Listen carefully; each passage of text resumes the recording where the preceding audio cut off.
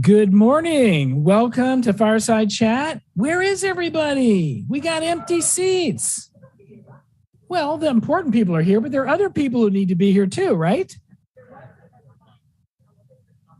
Oh, there wasn't a time. It's always at the same time. So hopefully that's something we remember, but apparently not everybody.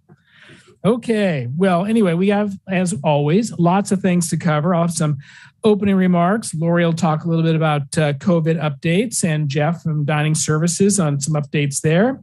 Eli on construction. This is when you bring out all the tomatoes and start throwing it at him when you don't like what you hear. I think he probably has good news, so it's okay. Joan will have some communication updates. Jeff Graham and Ruth Ann will talk a little bit about partners in caring. Brian Holtz will talk about safety and security, which is, that's kind of an ongoing conversation, right?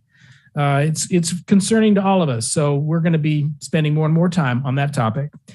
Valerie will introduce some new residents, and Celerina Powell will talk about some new staff info, and then I'll circle back around with some other announcements and bright spots. But while we're going to have the announcements of some staff folks, I do want to mention that we did have a sale on Andrews last week. We have two Andrews that are joining. Normally the sale has always been on Brian's, but now we have had a sale on Andrews. So we have Andrew Harris, who is one of our new sales and marketing director and manager, and he joined a week or so ago and is getting acclimated. So if you see him going around picking up breadcrumbs to find his way back to his office, you'll know why he's doing that. Andrew Hill is joining as our wellness person, and he takes over for Ryan, who has moved to somewhere in Iowa or Ohio? Ohio. That part of the country is not my area. But we miss Ryan, and we're going to welcome Andrew, and that's going to be fun. So I'm glad that is coming together. I had three topics that I wanted to touch on today: community, inflation, and resident expectations. They kind of sort of relate, but the first one on community, I'm noticing a little bit more activity, a little bit more fun going on, and that's just so critical to our overall feeling of a sense of community. And I know that spaces make a big difference in that. When we don't have Anderson Hall, well, then that's just one less space that we can go to. But we want to make do as well as we can with being outdoors when the weather is reasonably cool, using this space as we can. That Anderson Hall will be back online in that late October, early November timeframe. So that'll be good. The Sky Lounge is available after 3:30. They're still doing some stuff. And of course, we ordered these blinds, and the blinds are both a combination of sheer and blackout, depending on the time of day. And, they delivered them. And of course, they delivered them, in boxes. That's fine. Except the forklift forks went through the box and, of course, damaged the blinds. So now we have to reorder those again. And of course, it only takes 6 months, right? So you can see this is a supply chain issue. I'm going to touch on that again in a minute. But so you make progress and then you step back, and that's kind of our way of life. So anyway, I think we all want to have more get-togethers. We're going to do some more happy hours. I know the residents groups are going to do some of those. We're going to do some. So we get people together and have some fun and not just feel like we're kind of oppressed with some of the things that we can't control. Speaking of things we can't control, inflation. So inflation, I'm not an economist, but I know a couple of things about inflation. And you do too, right? You go to the store and the prices are higher. And I think it's impacting everybody. The thing about inflation is we talk a lot about the inflation rate. And so you'll read in the paper about, the inflation rate is stabilizing. It's not going to be increasing. And what that means is that and perhaps this is true, that we're not going to have continued 9% year over year, month by month. Like in June, we had a 9% increase. Now maybe we don't have that 9% increase in August. And so the marketplace goes, okay, great. The rate of inflation might be coming down. It's under control. But inflation is largely a step function, meaning that once you get the increase, it doesn't come back down. It might be good news that it's not continuing to go up at a fast rate, but it's a step function up. And especially in a labor-driven organization like ours, when you give people increases in compensation to help deal with rising prices, you don't go back to people and say 6 months later, hey, guess what? We can take the money back now. No, it's a step function. It goes up and it stays there.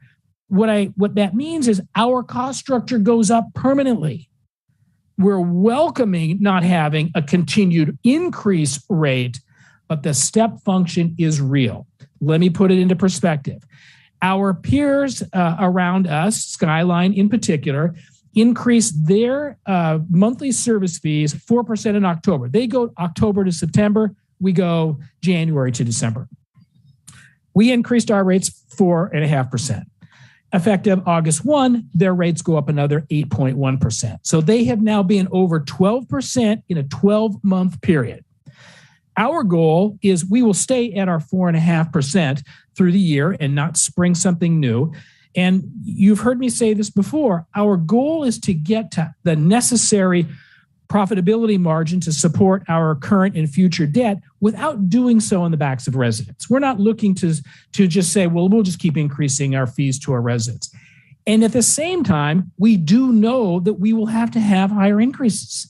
So I'm just giving you the mental preparation for January of 2023, that we will have higher increases. We don't know what that is yet. We will do everything we can to keep that as modest as possible. We don't want to have you experience this, and we don't want you to experience this. But we also have to deal with the fact that inflation affects us and primarily our staff, because that's where the increases should go and need to go. And 72% of our expenses are our staff. So that's where the bulk of it is. And let's see, on resident expectations, we're in a goofy time and it's complicated, right? And we all want things to go back to the way it was. I don't know that it's going to go back to the way it was. I don't think that the labor market is ever going to go back to what it was, which means that organizationally, we have to figure out ways to be less labor intensive in a labor intensive business. So that means that we do the things we can with technology so that we can avoid having labor deal with technology things that can be solved with technology, and we have people dealing with things that only people can deal with. You'll see more of that. And it's the only way in which senior living is going to be able to survive in the long run, is to make that distinction, be smart about it, and be able to adapt as we go forward. We're going to continue to have supply chain issues for a while, whether it's the blinds in the Sky Lounge or it's different food products we can't get. And, of course, we want you to tell us when things aren't right and aren't working, but be sensitive and appreciative of the fact that some of these things we can't control. And if we can't get a certain product and we have to substitute it out for something else, it's not because we're trying to skimp or get away with something. It's because we can't get something. And this is true across, not only things you experience day to day, but in our build out cost. When we go to build out apartments, when people vacate apartments, the time it takes to renovate is longer. Not because our contractors are slower, but because they can't get the cabinets. They can't get the carpet. They can't get the this. They can't get the that. It's just the nature of our operation at this time.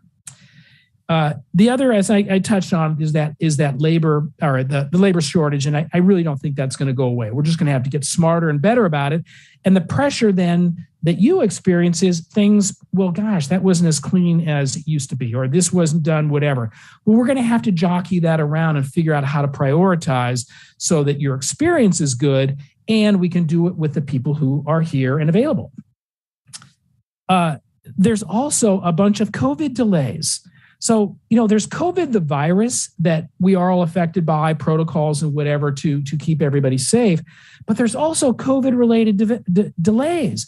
So a good example is that we have a couple of key contractors who have come down with COVID or their staff has. Well, then that means they're not here to do what they need to do because they got to be home for 3 weeks. That happens with our staff. So we get those interruptions that are caused by COVID, even though we're out of the maybe emergent situation, we're still feeling the effects of when COVID hits any of our staff or our providers, and it slows things down. So I just bring this up so that everyone is aware and appreciative that we're operating within some crazy constraints, and our staff is really doing the best they can. They really are, and I hope you know that. And it doesn't mean that you shouldn't call out something that is just plain egregiously wrong. It's just use some discernment as to when it's like, meh, you know what? I can live through that versus, I better tell somebody this is ridiculous. Okay.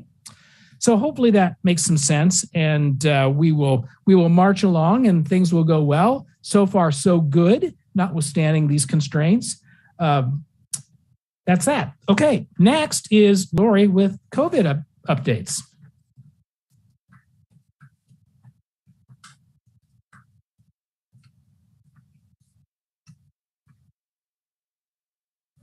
Good morning. Before some COVID updates, I have to give a shout out to the Resident Planning Committee for the fantastic annual picnic. Wow. And a tremendous thank you to Oliver and Jeff and the entire food services team who did a wonderful, wonderful job in supporting this picnic event. It was terrific. Really a joy to see all of you there. In terms of COVID, along with the day where I don't have to be here talking about COVID updates, but as Mike has been sharing, it is still very much with us. It's manageable. However, the workload remains the same in triaging and following up. As of today, I am pleased to share that we are down to 2 residents, independent living residents in the recovery phases. And we also have 2 assisted living staff members who have been affected with COVID. I will share that what I am seeing amongst most of the residents who are contracting COVID, primarily following travel and gatherings outside with families, reunions. This is a very popular time for family reunions, people to come together. So my advice is when you travel, please gear up. Is really your best protection, is gearing up, especially in the close quarters of the airports and airplanes would be my best advice. The guidance is also very clear and strongly recommending that everyone continue testing before gatherings, whether they are outdoors or indoors. It is our best protection to catch on the spot if anybody may be positive before joining others when masks could be down for gatherings, food, drink, etc. So I want to talk about what does happen if you get that exposure to COVID. And just review, we've gone through this before, but I think it's important to continue reviewing what are the steps to take if you have been exposed. If you've had an exposure, please call me, email me, whatever is easiest, and I'm happy to talk you through the steps. But some key things is if you are up to date with your vaccinations. CDC has recently changed the definition of up to date. That now means you have received, if you are 50 and better, your second booster. That is what qualifies as being up to date. So that means if you are up to date, you are not required to quarantine and stay in your apartment if you have had all of your boosters. You want to make sure you test on day 5 after exposure. And it is imperative that every single one of you have some home test kits on hand. I am still getting some calls from residents who haven't taken advantage of the free test kits that are available through federal and state programs. The links for those have been listed for weeks on HH Connect. Please order some home test kits. If you're out at the drugstore next time and don't have any, pick some up. Pick up 1 or 2 because inevitably, at some point, all of us are going to get the notification we've had an exposure. So it's important to have those on hand. If you start to develop any symptoms prior to day 5, I mean, I feel a little more tired than usual. It can be as simple as that. Feel a little tickle in my throat. Feeling a little sniffles. And what I'm hearing from residents and staff who have been infected is they thought that little sniffle didn't dawn on them to be COVID. and it ended up being COVID. So really pay attention. You know your body's best. If you feel something a little different, don't ignore it. Take a test. If you don't have symptoms, day 5, you want to test. This is what's a little tricky, and I know it's frustrating, but the CDC guidance is very clear. You want to remain in mask, a well-fitted mask, for a full 10 days after exposure. Even if you have tested negative on day 5, 10 days is critical because one can still develop symptoms up to 10 days after an exposure. So it is frustrating because that means technically you should not be dining with others when mask is off for food and drink up to 10 days after an exposure. I have been sharing with those of you who have contacted me to express notification of exposure. After a 5-day negative test, I am encouraging you to go outdoors because it's hard eating alone day after day after day. Go outdoors. Be where you can be distanced. Ventilation is much better. And that would be a safer place to remove your mask to eat and be able to drink with others.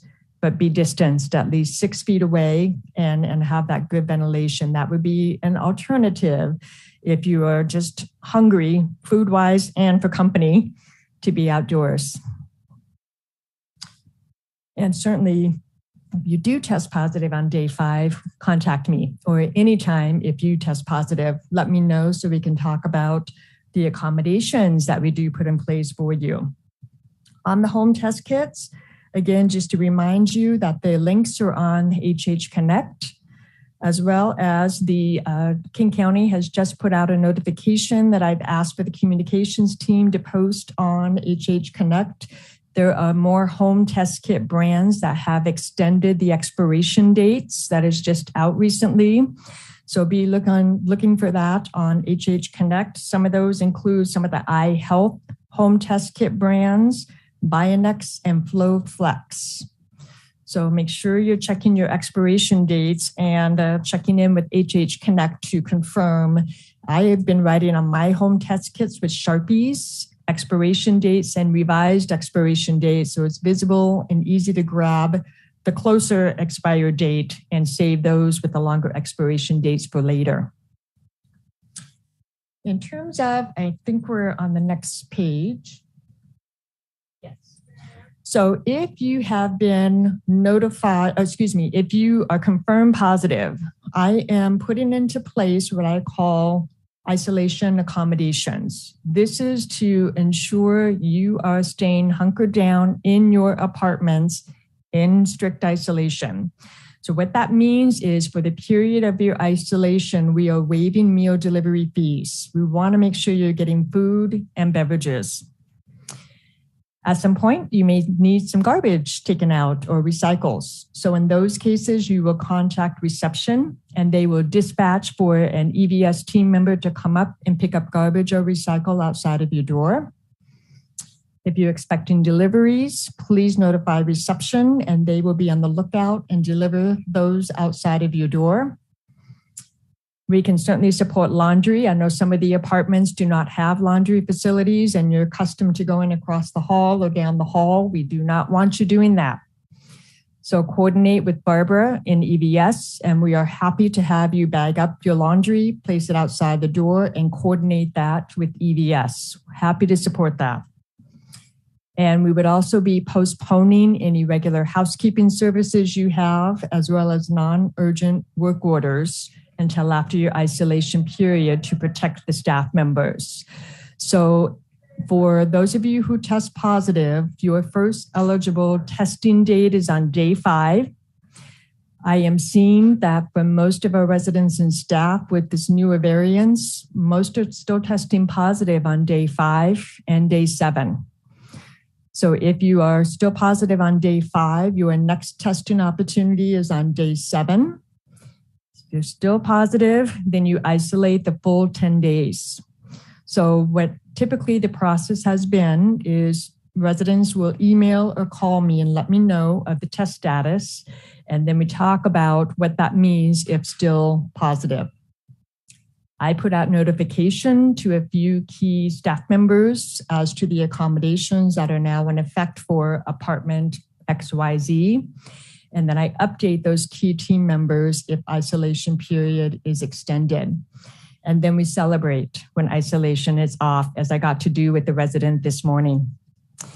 So I don't expect you to remember all of this. Just know, email or call me, and I'm happy to take you through the steps and be in touch with you through your COVID experience, which hopefully will not affect too many more of you. The other thing I do want to mention is the BA.5 variant, which is circulating. It is known to transmit very easily, very quickly, and that is why they are emphasizing the importance of testing before gatherings. I cannot emphasize that enough. So please do that and get those home test kits. In terms of a new norm, when do we finally move to a place where we can have a little more normalcy? Currently, as you well know, the Virus Task Force has reinstated and did reinstate back in April, I believe it was, the mask mandate for the independent side of things. We are still under very strict mask mandates in assisted living per the state. In terms of independent living, I assure you, we will return to a place where masks will be optional. We're not quite there yet. I will say that when the Virus Task Force and the HAG, the Health Advisory Group members, make that decision, I know it will not be a welcome decision by some of you. When we do arrive to that place and masks are optional, it will be up to you to make that decision, and you already are having to make those decisions when you venture outside of Horizon House, where there is not a mask mandate in the public. So it's going to be up to each of you to evaluate, what are my health risks? Am I comfortable going to the Fireside Lounge knowing others are without masks when we come to that place? Am I comfortable joining others in meetings where some may be without masks and I choose to keep my mask on? So those will be some of those judgments you will have to each decide for yourselves when we do arrive to that place. Until we do, masks are still required. I am getting calls occasionally from residents with concerns about other residents or outside guests who come in for events and don't have their mask on. We do the best we can. I know everyone is fatigued. We have signage posted. The screening kiosk emphasizes to guests about the mask mandates. Elevator signage is posted. I'm empowering each of you, as we have been messaging, to help each other. As staff, we cannot be everywhere, every time everyone has a mask or someone has a mask off. I know it's not comfortable, and some of you have expressed not being comfortable being that messenger. I'm happy to be a messenger if I'm available. I can't be everywhere 24/7. So I really am encouraging every one of us to gently remind each other. Even gesture, that's what I do. I know you see me coming down. And when you see me, you get those masks back up. So just gesture to each other. Accept grace and know that you're doing it in the spirit of wanting to comply and protect each other. So I hope you all will be comfortable just gesturing each other to pull the mask up until we get through the place where they are optional. And I think Devin has a question for Dorleen or from Dorleen. Thank you for your great report. Do you have a plan to have that second booster given to us here as we did before? So that was going to be one of my next talking points. Thank you so much, Dorleen. I'm happy to just go there for a quick moment. So we've hosted already the booster vaccines for the second boosters. So what's going to be coming, there is a lot of media focus right now on a third booster that will be available, targeting primarily the BA.4, BA.5 variant, and they're expecting that to start to be available around September or October. So absolutely, I will be back in touch with Bartels to see if they can return to do not only that next booster vaccine, but also our annual, don't forget, influenza vaccines. So we've got to also be mindful of influenza. I know it's long forgotten because we haven't had much influenza because of the mask use. So I anticipate that we're probably going to have a low influenza season again, certainly within Horizon House because of our mask mandate still in place. Now, the general public, we may see more influenza cases just because many of the public is not under mask mandate. So just something to be aware of as you venture outside of Horizon House as influenza season gets underway. In terms of shutdowns, visitation, I know that continues to be a concern as well. What if? I really believe we're moving to a place of living with COVID. And again, soon arriving back to a place of masks being optional on the independent living side. And I envision shutdowns will be more like that once in a while thing, like we've had in past years with influenza.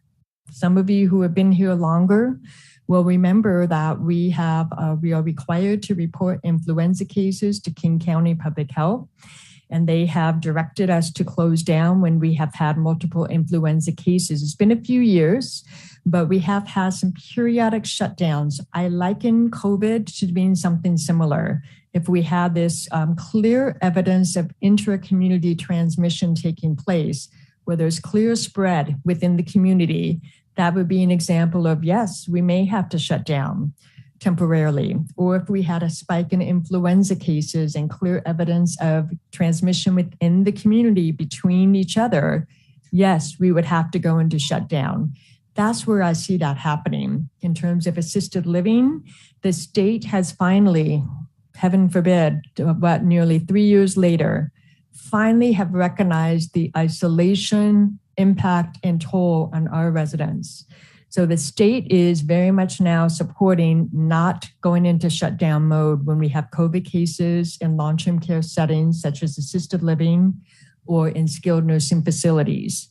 Facilities are permitted to strongly discourage visitation when we have more cases, but visitors cannot be denied the right to come in. So we are supporting visitors. We certainly will continue with the mask mandate as we are under by state up in assisted living, but visitation, even with cases up there, can still occur. I've already mentioned the vaccines, so be on the lookout. I will be reaching out to Bartels in the next couple of weeks to start getting things lined up for boosters and influenza. And I also wanted just a couple of other quick things. Monkeypox, as if we don't have enough. So monkeypox, we put out in a recent COVID communication that the virus task force will continue monitoring the monkeypox situation. As of this morning, the King County Public Health dashboards shows 91 cases of monkeypox in King County. All of those cases to date are monkeypox transmission between men to men, primarily through sexual and close intimate contact. So that is what is persistent at this time right now. The concern, so monkeypox is characterized by a rash. There are some individuals who are developing flu-like symptoms prior to an outbreak of a rash, primarily in the genitalia area. However, the rashes can appear on arms, torsos, elsewhere.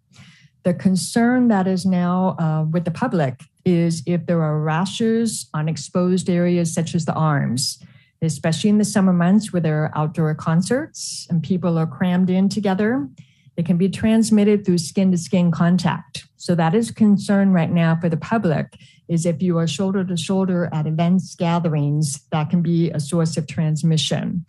So that is what the King County and other counties across the country are watching very closely. And we certainly will keep the community here updated as we learn of more guidance or any type of changes we would need to consider making here at the community level. But I do want to assure you we're monitoring that. And we'll certainly be providing education to our staff as well. And last thing is I want to just remind everyone that you have access to a nurse 24/7 for emergencies. There's been some recent confusion about what you can use the nurse for. The nurses have always been dispatched from assisted living, and they are intended to support you in the case of an emergency. The nurse support is not there for routine types of tasks, such as bandage changes. And that is because the state is very clear about that line we have to watch. We can't topple over to the line of providing or rendering assisted living type services in independent living apartments because it is an unregulated setting. Furthermore, from a principal perspective, the residents in assisted living are paying for those nurses. So we owe it to those residents for those nurses to be primarily present for assisted living residents, but we are happy and have been for years and continue to dispatch nurses for emergency situations or a situation where I'm not feeling right, I'm not feeling well. This is a 911 situation. That is very appropriate for you to be calling for the nurse. You've fallen, call for the nurse. You've fallen and somehow got your way up, but you have a skin tear. And I think I know I need some bandaging, or I'm not quite sure if this is serious and I should go out, call for the nurse, please. I did dispatch in late February a two-sided document that talks about all the partners we work with for support around medication management, around partnering with home care and nurse delegation, home health. For those of you who might be going in for skin biopsies or have some skin lesions and need routine bandage changes, those are clearly documented on this document that went in all your boxes in late February. If you've misplaced it, it is on HH Connect. You're welcome to call Erica Campbell or myself if you just need some extra support figuring out how do I navigate. This is what my need is going to be upcoming following a surgery perhaps or a biopsy. How can I get plugged into one of our partners for the service I'm going to need? That is what I have for you. Any questions before I bring up the next speaker? All right. Thank you so much. And I am delighted to bring up Jeff next on some food service updates.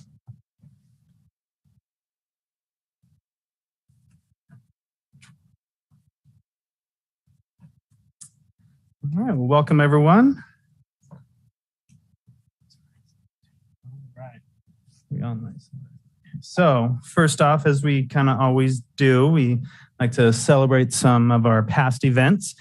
Sorry, I didn't get any pictures up from the picnic the other day. It was kind of a quick turnaround on that, but I thought I'd focus on the Independence Day, 4th of July celebration this year. So you can see Oliver had some really nice decorations up. The staff got into it with some different clothes than their normal uniform, and it was a really nice event. We had about 150, 170 people come out for that event that day. So it was really nice. And next month, I'll provide some good pictures from the picnic. And to kind of piggyback off that from what Lori was saying, you know, it really was a great event. I know there were some issues with like the sunshine and that.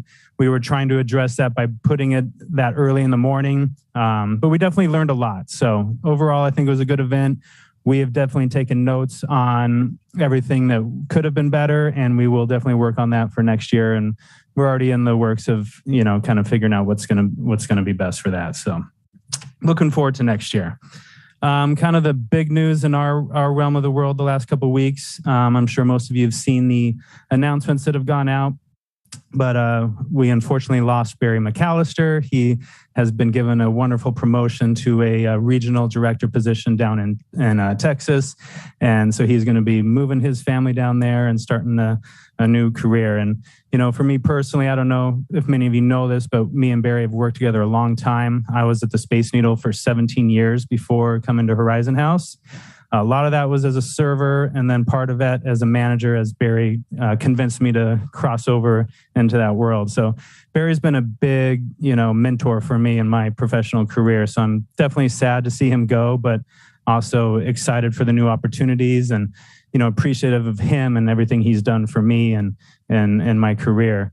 And, you know, so with that being said, obviously I'll be transitioning into the director role for dining services. Chef Steve will remain in his executive spot. However, he is being given a regional title as well. He won't be leaving or moving anywhere. He'll be still maintaining and focusing on us, but he'll be checking in on some other Morrison accounts around the area. So really good career opportunity for Chef Steve as well, and it's very well deserved. And then Oliver, which I'm very excited about too, he's going to be stepping into my role as assistant director. And so as, you know, as Barry has been my mentor throughout my career, I'm really hoping that now I can kind of get Oliver under my wing, and we can really help develop him and move him along in his journey as well. So definitely really excited about those moves. And then we also have Chef Ben Wetterby. He is our sous chef. We have Shayla, who's our registered dietitian. And then we have May. Everybody knows May upstairs in AL. She's our dining services coordinator up there. And May is just the glue that holds the whole department together for us, and really manages that and takes that on herself. So we're really appreciative. I think I have a wonderful team and very excited about the new opportunities and moving forward. So looking forward to that. And then piggybacking off that, we've been doing our sit-down dinners the last 3 to 4 weeks on Tuesday nights. And, as we were saying, we've gotten some new servers on. They're doing a fantastic job. We've gotten a couple more cooks hired on as well. And so we're able to expand that from Tuesday to Monday through Thursday starting next week. So you'll see that coming out in the menu packet later today. We're really excited to have that. Reservations are open. We definitely recommend making reservations for these sit-down dinners and lunches as well. It just helps kind of organize the day and the night and make sure everybody gets served in a timely fashion and all that kind of stuff. Also remember, the nights that we do have the sit-down dinners, we won't have the buffet-style service. So please be aware of that. You can still order your food for pickup or delivery through the bistro like we've always kind of done in the past. We will continue doing the buffet style services on Friday nights for the prime rib and Saturday and Sunday for brunch and dinner. We feel that while we've been doing these buffets, a lot of residents do like that. So we feel it's a good opportunity to kind of have a hybrid model of doing both and providing, the different opportunities for all the different residents that like sit down or like coming through and picking a little bit of each thing off the buffet line and getting it right then. So definitely looking forward to that. The bistro special, when we are doing sit-down dinners, will be back in the bistro like we've been doing on Tuesdays. And we will be keeping the bistro open until 6 p.m. on those days. So Monday through Thursday, bistro will be open until 6 p.m. All right. And I think that's all I have for me. And next was Eli with some campus improvements. Thank you.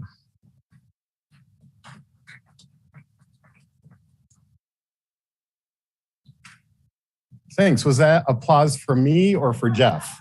We'll assume it was for me, or I will assume it's for me. So yes, our favorite topic, campus improvements, I think, or what I think residents like to refer to as resident disruption. Beginning with, what's the first one? It's the Sky Lounge. Yes, the Reclad project. All right. The Sky Lounge is still available for use after 3:30 p.m. As far as it being available 24/7, that will happen, we believe, August 6th. Okay, so the reason why it's been delayed recently, I think as Mike had already mentioned, is that the roller shades that we've been waiting on forever finally arrived, and FedEx apparently damaged them. So we're blaming FedEx this time. And as far as why is the Sky Lounge off, why can't we just reopen it and then take it offline again once the roller shades arrive, is because there were some tandem tasks that we were hoping to do in parallel with the roller shade installation. And unfortunately, those subcontractors are available now, and we want to take advantage of them being available now. And so that's why the Sky Lounge is still offline, even though the roller shades haven't arrived yet. Let's see. The next project would be the Anderson Hall refresh. Fortunately, everything is smooth sailing for now. We're still on track. Probably the two key items that may push out our finish dates would be the wood ceiling. Right now, we seem to be doing just fine, but with supply chain disruption, there's a little bit of uncertainty of, whether or not that product will actually arrive on time. I think it's important to just mention upfront now, many, many months in advance, that the ceiling speakers will likely not be installed when we reopen that project. Okay, they probably won't arrive until January. We'll have some temporary solution in place, of course, But I just want to put that out there now so that nobody's surprised when November comes around and we're wondering, wow, these are different looking speakers that don't look properly designed. Well, that's why. It's just supply chain disruption. And then finally, the Central Tower and East Tower corridors. Right now, the backbone work is underway for running the new electrical up the spine of the building. We're also entering resident apartments beginning with the 17th floor. And we are already 3 days behind. We just started this on Monday. So 4 days later, we're now 3 days behind. And why? Well, apparently, one of the key contractors has COVID. His replacement wasn't vaccinated, so we sent him away. And we're now waiting for somebody else to appear on Monday. This is the situation that we're in with the construction industry. There was an increase of new job openings in the construction world by, I think, 21%. So the amount of jobs that are now available for new hires is 20% more today than it was just 1 year ago. However, the number of people who are interested in entering the construction field has decreased. So we're just in this very odd situation where the construction industry is just not getting the labor force that it wants. And then also the construction costs are at an all-time high. So this is the world that we're living in. Something else worth mentioning is that a couple of residents asked me to explain, well, how are the different projects organized here at Horizon House? Because there are a lot of different projects going on. Obviously, we have a renovations department where we have good project managers like Ana Aguilar and John Roberts. These are project managers that address the 20 to 60 apartment renovations we do every single year. And then they have Patrick Nance, who is their project coordinator. He kind of helps them. And so a lot of times residents will get information from Patrick, notifications of different noise notices. Other projects that we have going on are the master planning projects that are meant to address the marketability, the immediate marketability of Horizon House, such as Anderson Hall. Others are more of an infrastructure upgrade, such as the never-ending reclad project on the roof here around the Sky Lounge. And then also, we would consider the Central Tower upgrades, the thermostat replacement also as one of those infrastructure upgrades. For something like that, in order to manage risk, there's a lot more thought that puts into the contract negotiations. That's something that I manage, and we have Lauren Charbonneau, who liaises as the construction liaison. She helps liaise between the construction activity and the residents and the staff that these construction activities disrupt. So I hope that kind of paints a picture. Obviously, there's much more detail regarding, a project org chart. You've got a general contractor. For instance, this is coming on the heels. Me mentioning this is on the heels of somebody asking, well, who are all these strange people who need to enter my apartment to do all these different tasks? They're not Horizon House employees. Well, that's right. We have Anderson Construction, our general contractor. They have a subcontractor, Hermanson. Hermanson was the one who got COVID, by the way. And then Hermanson has a subcontractor, Long. And these are the various parties. And not to mention that there's also a painter, Washington Painting Company is the painter that's coming in. Oh, and also First Line, who comes in and does the patching and, the patching of the drywall. So we have all these different parts that are being expertly managed, and it's what's the expression? It's just from the lack of availability, I guess, of subcontractors arriving on time and their labor force not being sick. That has been the greatest hurdle recently.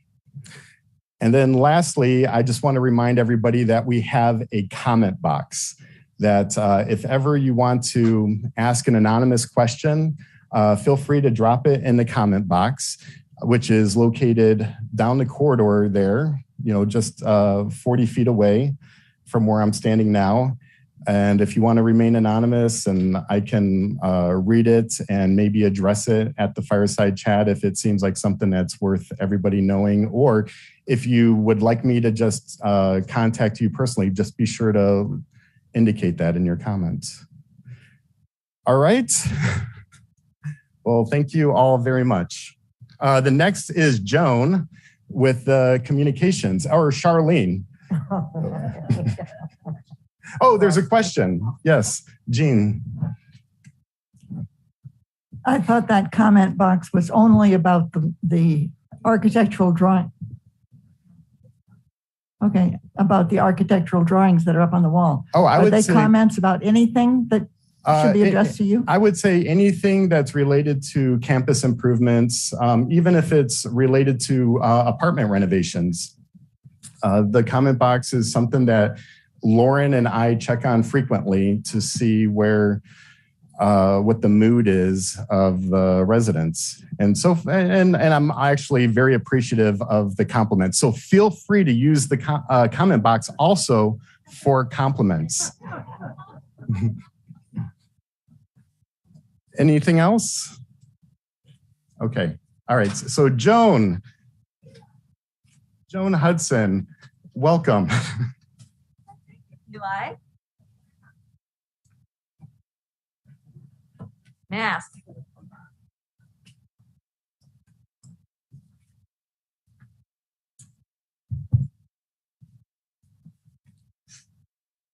Well, good morning, everyone. And good morning to those of you watching from home.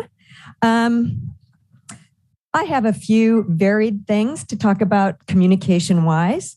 But first of all, can anybody tell me who's in the photo on the screen? Deborah Carr. Okay, who can identify what that scene is and what is being sung? It's The King and I, and the song is,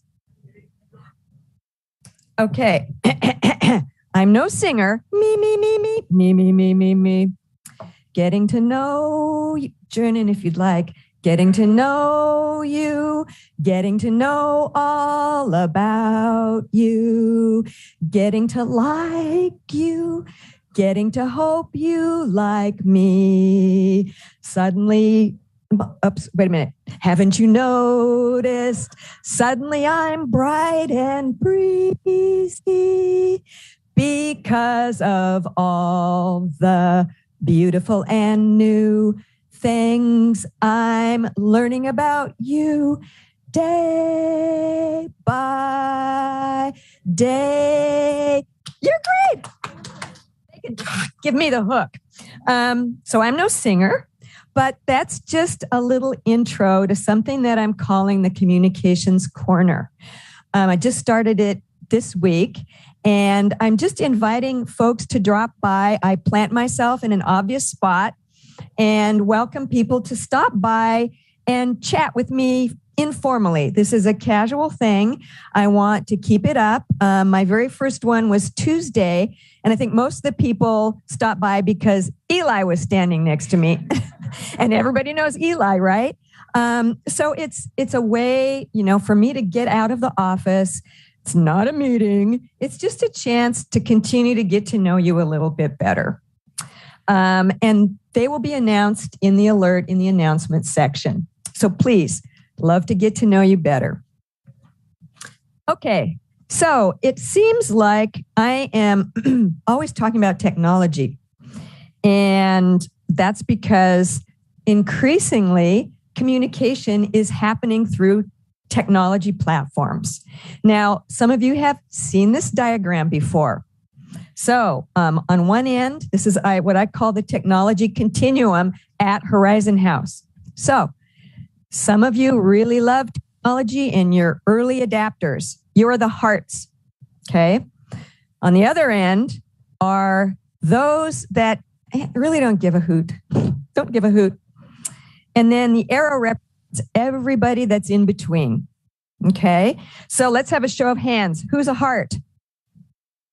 All right. Right, Eli, you don't count. Who's an owl? Okay, we're having a few people admitting to be owls. And then there's who's an in-betweener? Yeah, most people. What I want to reiterate with that graphic is the fact that we realize this. We realize that we have a continuum of different people here at Horizon House that best receive information in different ways.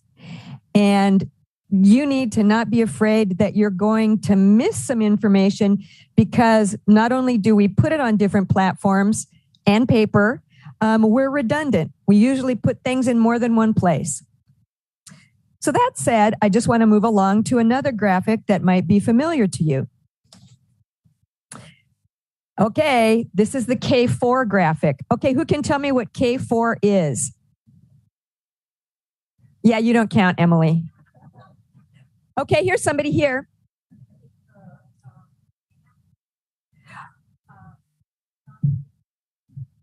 Okay, I'm glad you answered the way you did, because remember, K4 is a company. And the company, just like GE makes refrigerators and dishwashers, K4 makes tech tools for senior communities. So at Horizon House, we use HHTV, digital signage that you see all over the place. In your apartments, you can have Echo Dots and ask Alexa questions that it can answer. And then we have the mobile app.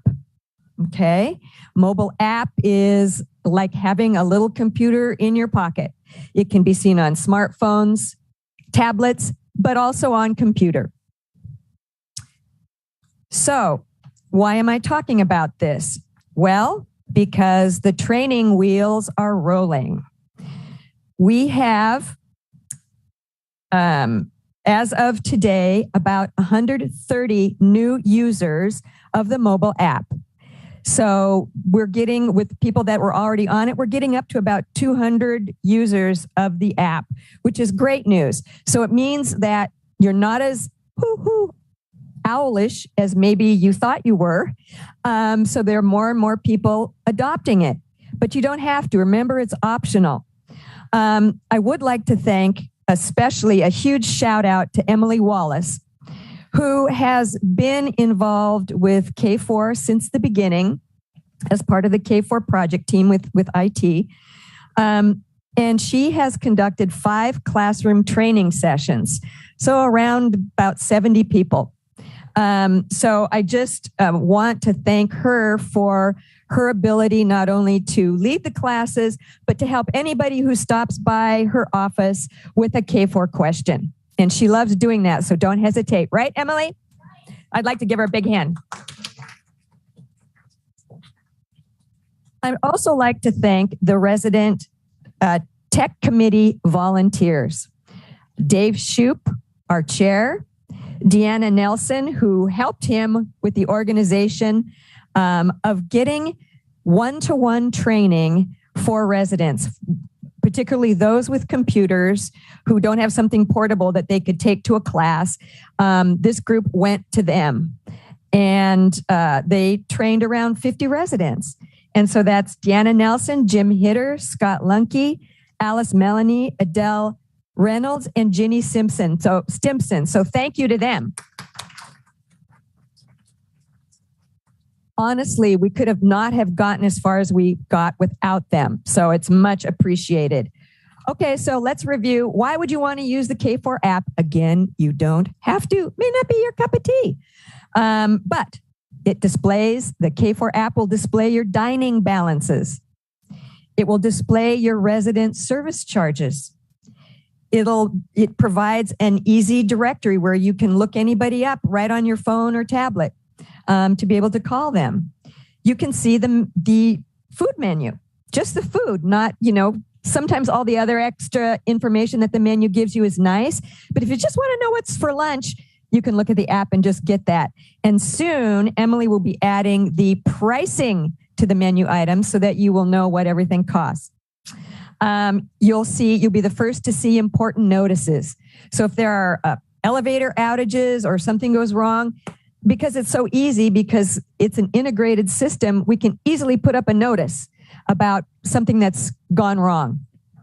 And then you can easily check Horizon House information while you're away, particularly if you have a smartphone or a tablet and you want to check some event and you're at your children's or grandchildren's house. It's easy to do. So those are some of the reasons why you might want to consider it.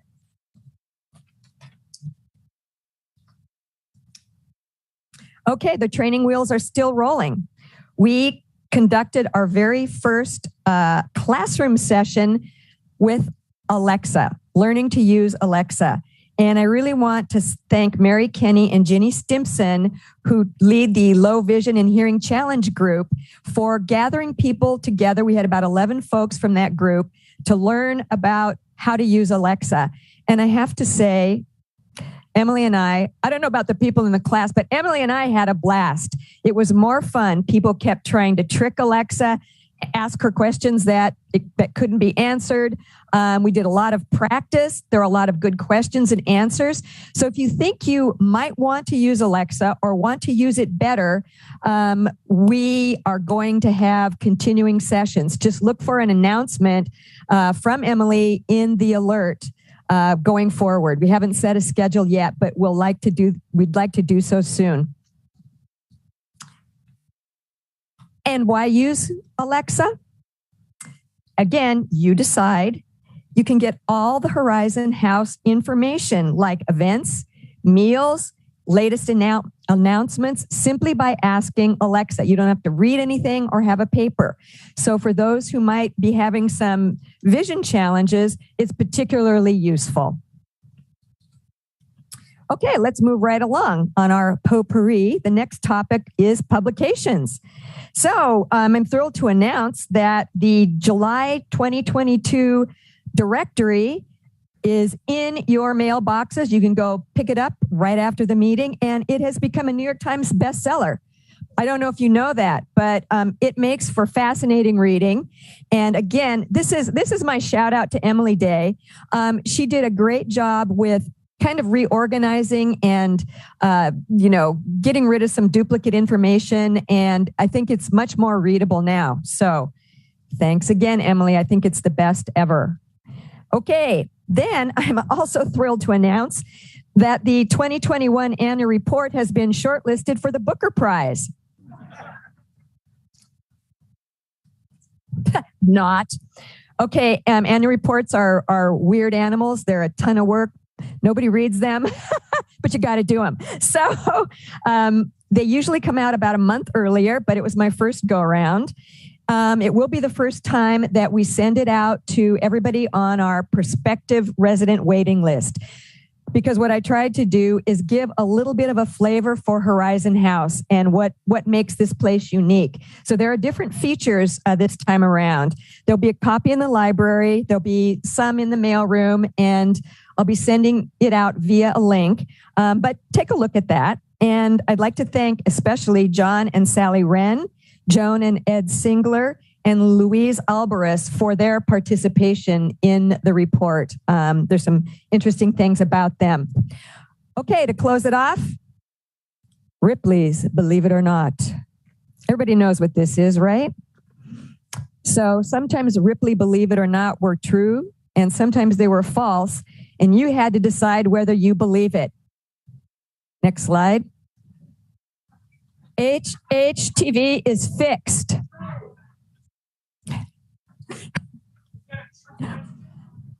HHTV is fixed, believe it or not. Okay, first bullet. Well, I'm a secular humanist, and there was no sound. Okay, no sound, so it's not fixed. Well, that's not HHTV. We've discovered, the royal we, tech has discovered that I can't even get into the technical explanation, but it has to do with signals from our AV infrastructure to the TVs. And the signal was having some problems getting where it needed to get. And so that is being addressed, and that should not happen anymore. And it will involve some routine maintenance. Okay, next is DVD didn't play.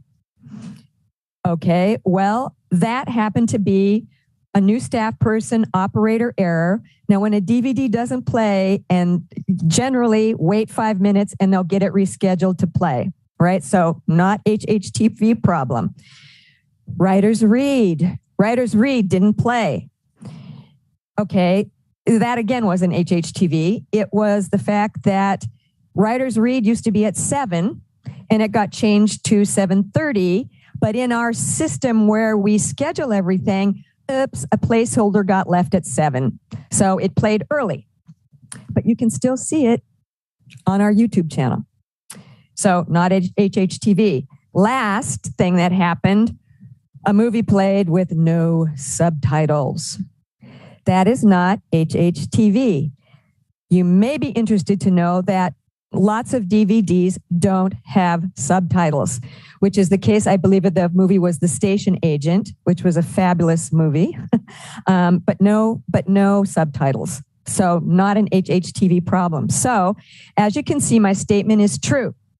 It's true for now. Okay. It's true. We hope forever. Well, that's about it, folks, for me.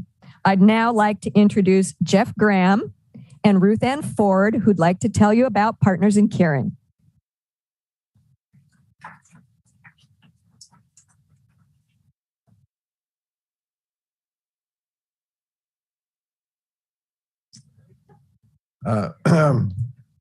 Well, it's good to be here today. And if my face looks like somebody shot me, it's because I went to my dermatologist yesterday. Happens to us at this age. As we know, we had the ice cream social a few weeks ago. It was a great day, a nice hot day, and had some wonderful time. I'm not certain, but are some pictures showing up here now? Oh, good. And I think we can go through those slowly and then tell me when they're finished because I can't see them. And I can say that outside Charlene's office, there is an album and there are many pictures in there. So you might stop by and see some of your pictures. She has a lot of great ones. That was a very good photographer. She got me smiling a few times. So that was helpful.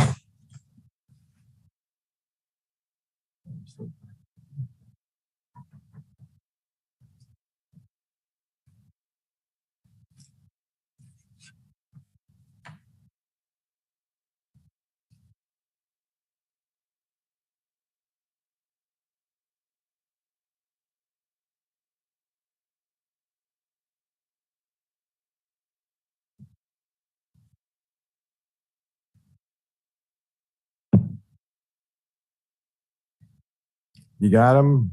Good. Thanks. Well, this has been a good year so far for Partners in Caring.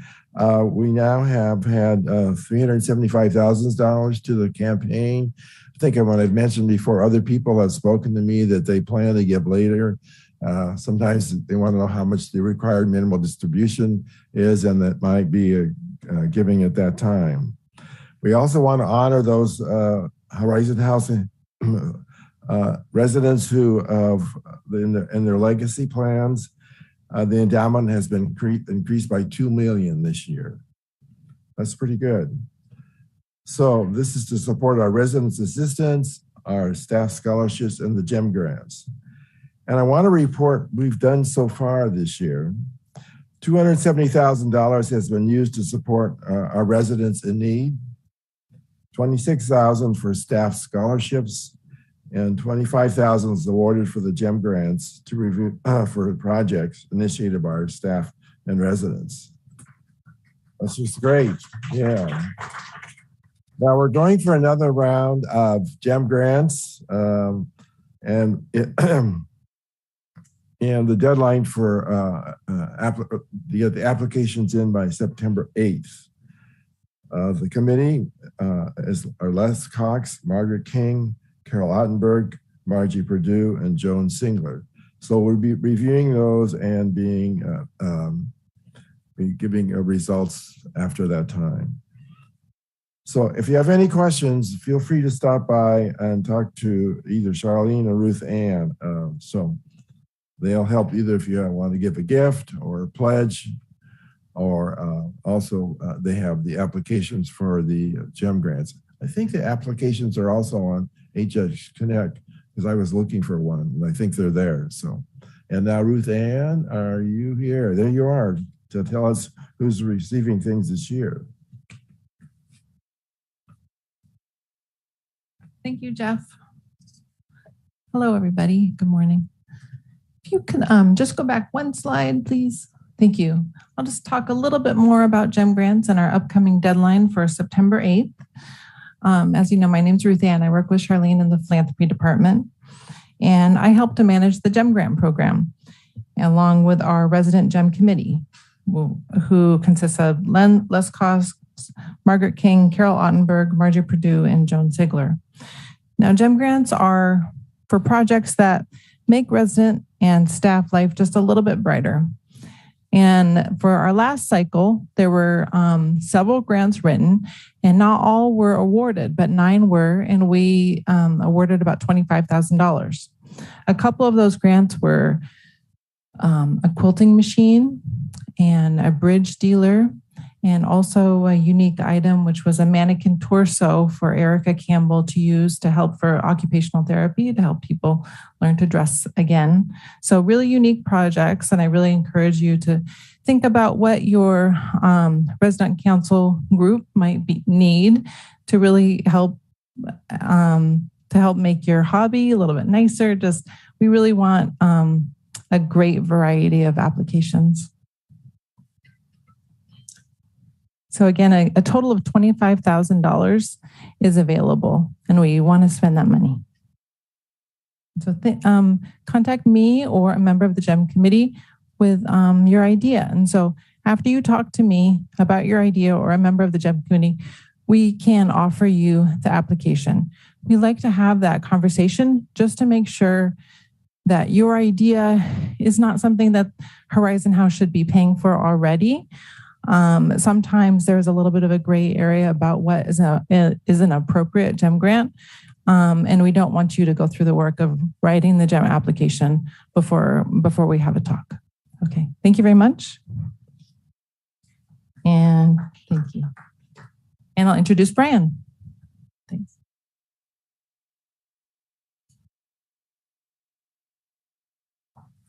Thank you, Ruth Ann.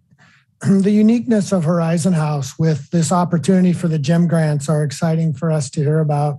Jeff, your and Karen's leadership that has shown, and the way that Charlene and Ruth Ann connect with our community. It just an example how Horizon House is an amazing community with our philanthropy efforts. So I was going to talk about safety and security. As Mike had mentioned, it's an ongoing conversation that we have. And so as a reminder, all of our perimeter doors are secured at all times. And our main entrance up there at the vestibule, sometimes when you approach that door, the glass doors will just, open because of the motion sensor. And we're reminding everybody that we want to have it where it requires your key to come through that door. So that door is secured. So remember to bring your key. We remind staff and the caregivers that door, we should not see it just automatically open as you walk up. So there is an intercom there. If, I forgot my key, I can engage with the person at the reception center, be it security or reception staff, to be able to do that. And so another big reminder is if you ever do lose your Horizon House card key, to let the reception center know as soon as possible so that we can take the necessary steps to ensure that that key doesn't get into somebody else's hand, because then they can get through all of our perimeter doors, and we want to make sure that we do all the appropriate things to prevent that. And again, if you forget your key and you need to get into your apartment, the reception center can make you a temporary key. It's one of those little red ones instead of the green ones that color coded that says temporary on it. And so they put a timeline on that one. And so just return it back to the reception center after you've used it to get your other regular permanent key. As we're in the city setting and we have many entrances that come into the community, And it's such a fantastic community. We talk about at Fireside Chat all the amazing things. Of course, outside people want to come in here, but sometimes they're the wrong people that we don't want to come in here. And so be mindful when you enter and exit, making sure that we want to be gracious and hold the doors open for people, but it needs to be people that belong here. Especially down on E level, we have the ADA doors, and they take a little bit of time to close for those of us that need that with mobility devices. So we ask that you keep an eye on those doors as we enter or exit those areas. And again, I talked about the main entry, those glass doors that slide. And so as we exit, they'll open automatically. And so we just want to be mindful of that space as well. If we drive at our garage entrances that we have, we ask that you're in your vehicle, that you keep an eye to make sure somebody doesn't try to scoot in that's unwanted. And if they do, if you have a cell phone, you can safely call the reception center and notify us, and we'll send the appropriate staff to follow up. And when it comes to your apartment, I know sometimes we feel comfortable to leave the doors ajar and things like that, but that creates a vulnerability for you that we can't control as well as we'd like to. And so we ask that you keep your doors secured so that we don't have anybody unwanted coming into your apartments. We do have the kiosks that we have in the lobby. We have one down at the loading dock and at the university garage. And so just remind that when you have visitors that they use that and that they sign in, and they would select you as a host. And they will have an adhesive badge that shows us that there's somebody that should be here and that has their name on it. Our contractors do that as well. All of us staff go through the kiosk also as part of our COVID screening, but it doesn't print us a badge. So thus we'll be wearing the badges that the company issues us. So if you see somebody without a badge, you can help out by letting somebody at the desk know or ask if they need directions to see where they need to be. I'm going to talk a little bit about Terry Street. Some of you may have noticed that off on Terry Street over here to the north of us, unfortunately, that there is an encampment area there that has been there for quite some time. I have reported that numerous times to the city, as has some of our residents have reported that as well. And so the way that the city tells us the most rapid way to make these reports is through an app called Find It, Fix It. And so a couple residents have done that. Thank you. I have done it several times, and I get a response from the city. And then there are so many encampments. It may feel a little frustrating for us because it's maybe a boilerplate response that they're aware and they're doing the best they can, and that we've notified them. However, if you have a smartphone and you want to put the app on your phone, you can certainly report it as well. Perhaps with numerous more of us reporting it, maybe they'll get more attention. And so, so we're aware of the encampment over there, also the apartment next door, where their garbage has been gotten into, and they actually this week put barbed wire up around their fencing. And so I have been in contact with the Willis apartment managers, and we're certainly collaborating with them, and we'll be putting up some new fencing over there. So safety and security is always at the forefront of our mind. There are so many others besides me that can keep an eye on safety and security here, the staff and the residents, and certainly alert. The best way is to let the reception center know, and they know who to contact if we have something that happens or you see something that doesn't look right. Deanna, you had a question? Well, wait, Charlene's going to scoot over with a microphone. Regarding the front doors, Brian, very often they open as I approach, and I just assume that the staff saw me, recognized me, and opened the doors for me. So what you're saying is that isn't the case. They're opening on the sensor. Perhaps they're opening it when they recognize you. We're doing some retraining that we really don't want to do that practice. And it seems like an inconvenience, but it's more inconvenient if the wrong individual gets in the building. Absolutely. I agree. I would prefer they didn't do that. Thank you. Yeah, well, thank you for your understanding. We understand it's a convenience for you, but this is the way it is in the community to make sure it's safe. So, okay, well, Valerie's up next, my fellow Seahawk and Mariner fan. We're looking forward to that. DK just got signed to an extension and KJ and all that stuff. But better than that, you get to introduce new residents. Where's Jeff Townley?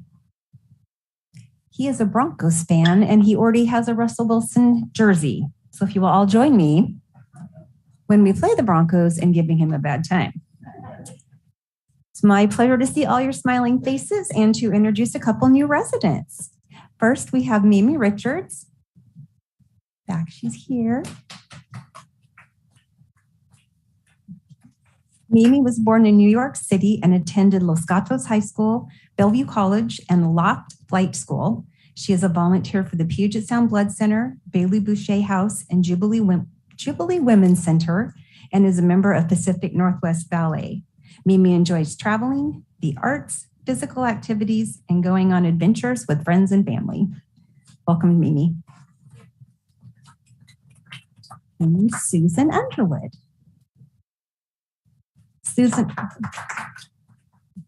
Susan was born in Astoria, Oregon, and graduated from Portland State with a degree in political science. She worked for several agencies over a 30-year career as a federal employee, including the Environmental Protection Agency, U.S. Department of Health and Human Services, and the Federal Aviation Administration.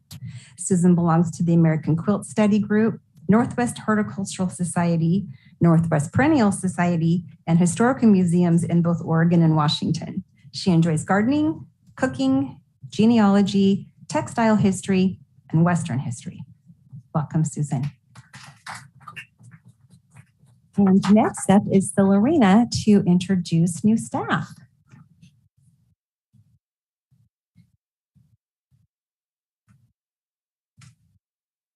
Good morning, everyone, and happy Friday.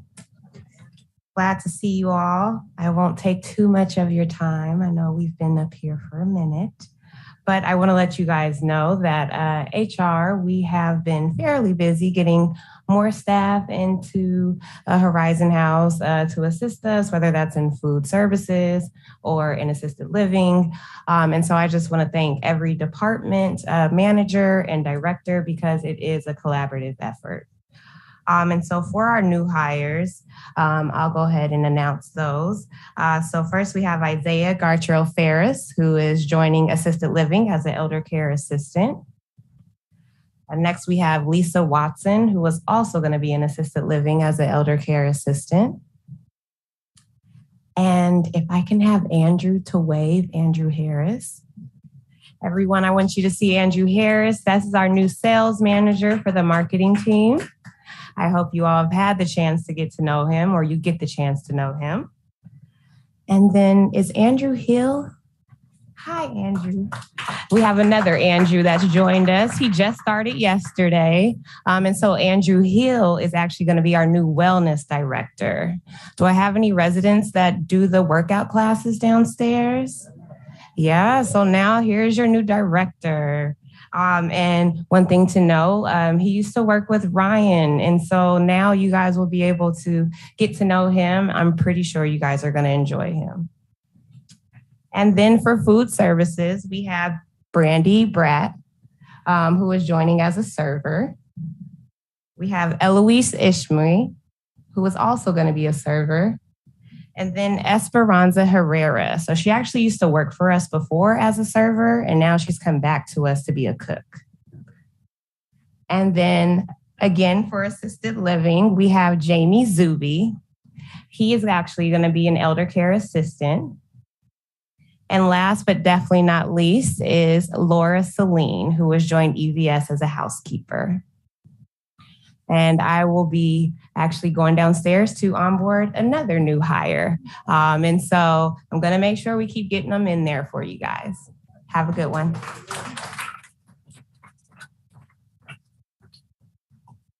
Thanks, Hilarina. Well, these meetings remind us how many staff people are working on your behalf to make it all work. And it really is a collective effort. And I think everybody really works well as a team here. So they deserve our applause and our recognition for the work that they do. And I want to call out Jeff again in food service. And I'm really pleased at his promotion and taking over where Barry left off.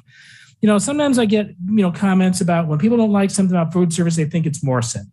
We as them, they as us. We really work together. This is, whatever issues you have, if something's not right in food service, 9 times out of 10, it's a conversation with Lori or me about it, because it's not Morrison. Morrison is acting on our behalf.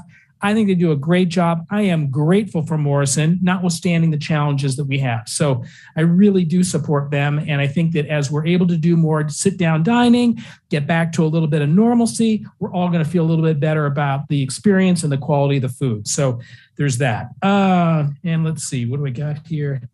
Some announcements here. Okay, so Pride in the List in Assisted. Whoops, let me get them out of order here. The Pride Parade. Do we have a picture of that somewhere? Small? I'm going to my name on the tab here. Okay, all right. It's kind of hard, a little goofy here. Well, we had that parade. That was fun. That was lively. These activities is what gets us together, realize we're all in this together, having fun and recognizing people for the work they do and the experiences that they have. We had our all staff meeting last week, I think it was, on Wednesday. And, we need to get together with our staff more, because sometimes it's just like with residents. If you're not getting together and you're not seeing each other and you're not having the experience, then you get distant from the community. And that's the same thing with our staff. And we haven't had a lot of in-person staff meetings for obvious reasons. It's been great to get that back together so that people can recognize that we recognize their hard work and communicate your satisfaction to staff. We're not going to have a fireside chat in August. We'll be back in September. And of course, you get the CEO report. Now, since everybody is getting an award for the phone book got an award and whatever else, I want you to know the CEO report is going for the Caldecott Award. Okay, so we'll see if we get there, but I'm going to give it a try. It's one other way in which you can stay connected. I do want to mention that the farmers market is going to be off today because of the heat. So, don't go out there and look for the farmers market. They're going to close it off. We also have our small group sessions that are going to begin on the Tuesday, August 2nd, 10 a.m. and 1:30 p.m. And then again, Wednesday, August 3rd, 9 a.m. and 10:30 a.m. It is a limited seating. We really encourage you to show up. We'll have a couple of things that we'll cover just as a part of an agenda, but really it is your chance to have a conversation with those of us that participate and ask the questions so that we can be as upfront and honest. And we appreciate it when you're there because it helps us stay in touch with what the issues are. So get your RSVP in, and we'll talk a little bit about inflation again, a little bit more on resident expectations, do some Q&A. And hopefully that is just one more way in which we stay plugged in. And I think that's it. Is that right? We are good. Thank you. Sorry we ran over, but glad to see you all.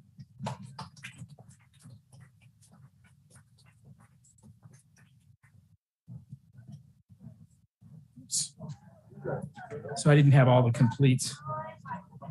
It was at the front there. Oh, I skipped over it. That's okay. We got it.